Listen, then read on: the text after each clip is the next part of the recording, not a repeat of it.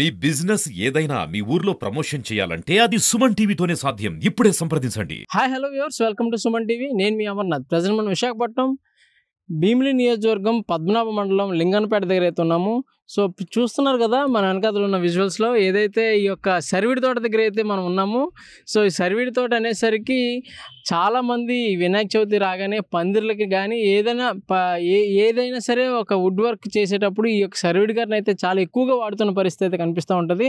So ఇందులో భాగంగా present మనతో ఉన్నారు శంకర్ గారు. ఏదైతే ఈ యొక్క తోటని వాళ్ళు చేసే బిజినెస్ ఏంటంటే ఈ యొక్క ఎక్కడైతే సరివిడి తోట ఉంటుందో దాన్ని ఎకరాల్లో కొనుక్కొని వాళ్ళు కట్ చేసుకొని వాళ్ళ టీంతో వాళ్ళు తీసుకెళ్ళి అమ్మే పరిస్థితి అయితే ఉంటుంది. సో ఒకసారి ఆయనతో మాట్లాడి తెలుసుకుందాం ఇది ఎటువంటి లాభదాయకంగా ఉంటుంది, అంటే రైతుకి ఎంత లాభం ఉంటుంది, అండ్ అలానే కొనుగోలుదారుడికి ఎంత లాభం ఉంటుంది, ఈ విషయాల మీద ఆయనకి పూర్తి అవగాహన ఉంది. సో ఒకసారి ఆయనతో మాట్లాడి మరిన్ని విషయాలు తెలుసుకుందాం. ప్రజెంట్ మన ముందైతే శంకర్ గారు ఉన్నారు, పెన్నేటి శంకర్ గారు. ఒకసారి ఆయన మాటల్లో తెలుసుకుందాం అసలు ఈ యొక్క సరివిడి తోట అనేది ఎంత లాభదాయకం, రైతుకి ఎంత లాభం ఉంటుంది, అండ్ అలానే కొనుగోలుదారుడికి ఇదే బిజినెస్ మీద ఆధారపడినటువంటి కొనుగోలుదారుడికి ఏ విధంగా లాభదాయకంగా ఉంటుంది అని ఆయన మాటలను తెలుసుకుని ప్రయత్నించేద్దాం.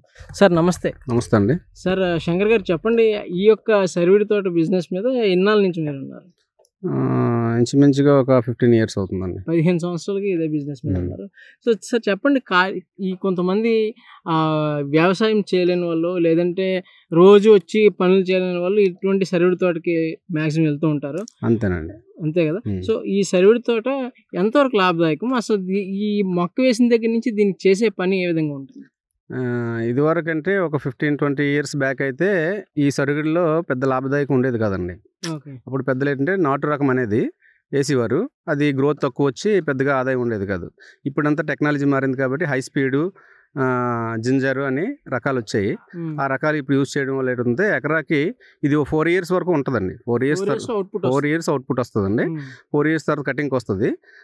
దీనికి ఎకరాకి వచ్చి మ్యాక్సిమమ్ 3 లక్షలు 4 లక్షల వరకు వస్తుందండి. ఎకరాకి ఎన్ని మొక్కలు ఎకరాకి వేస్తారు? ఉజ్జాయింపుగా ఎకరాకి 2000 నుంచి 3000 వేస్తుంది. 3000 మొక్కల వరకు వేస్తారు. 3000 మొక్కలు వస్తే గ్రోత్ తక్కువ వస్తుందండి. 2000 అయితే గ్రోత్ ఎక్కువ వస్తుంది. ఇవి అంటే మీరు కొనేటప్పుడు కిలో లెక్క అంటే టన్నుల లెక్క కొంటారా, లేదంటే ఏ విధంగా? టన్నుల లెక్క అంటే అమ్ముకునే రైతుని బట్టి ఉంటుందండి. సాగుకారు వచ్చి కొనేటప్పుడు ఏంటంటే అమ్ముకునే రైతు టన్నుల లెక్క మీరు తీసుకోండి, ఎన్ని టన్నులు వస్తే అన్ని టన్నులకి నాకు ఎంత ఇవ్వండి అని చెప్పేసి రైతు అడుగుతాడండి. సాగుకారు ఏంటంటే దానికి టన్నుకు ఒక 500-300 ఎంతో లాభదాయకం చూసుకొని ఒప్పందం చేసుకుంటారు. అలా కాకుండా మగత అంటారండి. మా విలేజ్ సైడ్ ఏంటంటే మగత అంటారు. మగత అంటే పూర్తిగా ఎకరా తోట ఉందనుకోండి, ఎకరా తోట ఎంత తీసుకుంటావు అలా అడుగుతారు.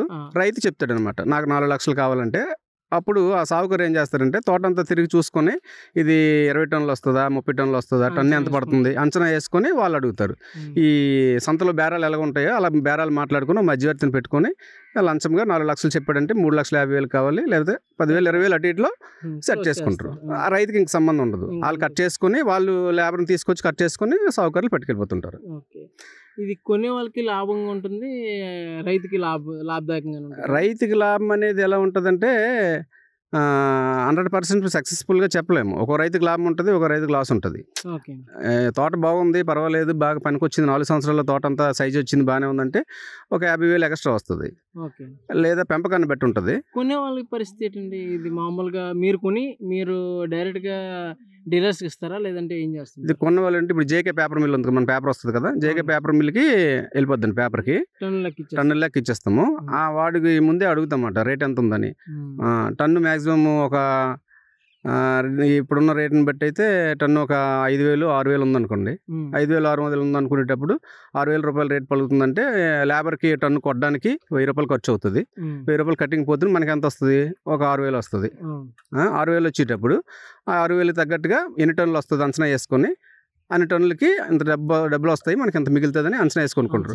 ఆ అంచనా వేసేటప్పుడు ఆ ఎస్టిమేషన్ వేసేటప్పుడు కరెక్ట్గా లేకపోతే వ్యాపారస్తుడికి లాస్ అవుతుంది. రిస్కే మరి. అలా అని చెప్పేసి మనం కాట వేసి కొనుక్కోలేము కదా. చెట్లులాగా ఉంటుండగా చెట్టు 10 కేజీలు వస్తుందా, 20 కేజీలు వస్తుందా, 30 కేజీలు వస్తుందా అంచనా కట్టి ఒకటి కాదు కదా, వేల కొద్ది చెట్లు ఉంటాయి. ఇవన్నీ కూడా ఎస్టిమేషన్ వేసుకొని తోటంతా తిరిగి ఒక లెక్క ప్రకారం సాగుకారులు కొనుక్కొని చెట్టు ఇంచుమించు ఒక 15 కేజీలు బరువు వస్తుందని మీరు అంచనా వేసుకొని యావరేజ్గా వేసుకొని అయితే కనుక కొనడానికి అయితే ధైర్యం చేయాలి. అంతే. ఒక్కో తోట కొనేటప్పుడు మ్యాక్సిమం ఒక 5 lakhs 6 lakhs ఇలా కొన్నాం అనుకోండి, ఒక 2 ఎకరాలు ఇలా. ఒక్కోసారి లాభదాయకంగా ఒక 20,000 25 మిగలొచ్చు, ఒక్కోసారి బిలో 10 వరకు నష్టం కూడా రావచ్చు. ఒకప్పటికి ఎక్కువగా ఈ వినాయక చవితి పందిళ్ళకి వాటికి ఈ కర్రీ పందిరికి వాడతారు, లేదంటే పేపర్ మిల్క్ వెళ్తుంది. పేపర్ మిల్క్ వెళ్తుంది, వినాయక చవితి పందిరికి వెళ్తుంది.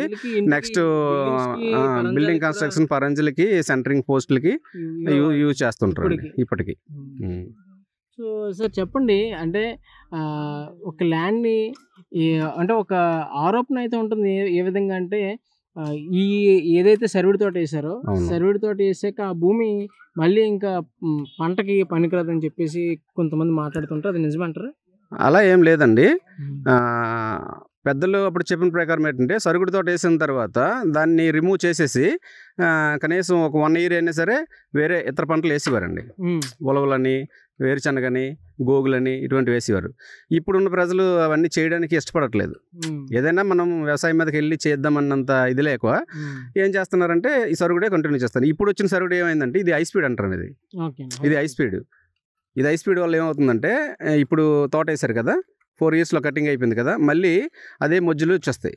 దానంతలో అవే మొజ్జులు వస్తాయి, ఒక 5 or 10 వరకు వస్తాయి. అందులో ఒరిజినల్గా ఒక 3-4 ఉంచేసుకొని మిగతావి కట్ చేస్తారు. ఆ 3-4 సెకండ్ టైం మళ్ళీ 8 years కల్లా, అదే 4 yearsలో ఇది అయిపోతుంది, నెక్స్ట్ 4 years మళ్ళీ అది రెడీ అవుతుంది. ఇప్పుడు ఉదాహరణగా ఆ తోట ఉందంటే అది కట్ చేసిందనండి, కట్ చేసిందే మళ్ళీ అలా వచ్చింది అనమాట. అది ఇప్పుడు రైతుకి లాభదాయకం ఏమవుద్దంటే మళ్ళీ దున్నేసి ఈ మోడు తీసేసి ముద్దులు తీసేసి మళ్ళీ దుక్కులేసి మళ్ళీ గత్తమేసి మళ్ళీ మొక్కలు కొని మళ్ళీ వేసి ఇవన్నీ చేయాలంటే మళ్ళీ గ్రోతింగ్ వచ్చేసరికి టైం పడుతుంది. 1 year 2 yearsకి ఆ మాత్రం తోట వస్తుందండి. 10 feet వస్తుంది 2 yearsకి. 10 feet అనేది 1 yearలో వచ్చేస్తుంది అనమాట కట్ చేసింది.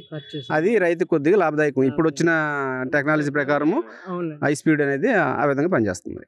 Okay sir, super sir. చాలా విషయాలు నిజంగా అడగగానే శంకర్ గారు, పిన్నెట్టి శంకర్ గారు అయితే కనుక చాలా విషయాలు చెప్పారు. సో చూసారు కదా, ల్యాండ్ని ఖాళీగా ఉంచకుండా ఇటువంటి వ్యవసాయంలో ఇది కూడా ఒక రకమైన వ్యవసాయం అని చెప్పొచ్చు. సో చూస్తే మనకు కనిపిస్తూ ఉంది. సార్ ఒక కర్ర తీసి చూపించండి సార్ మాకు.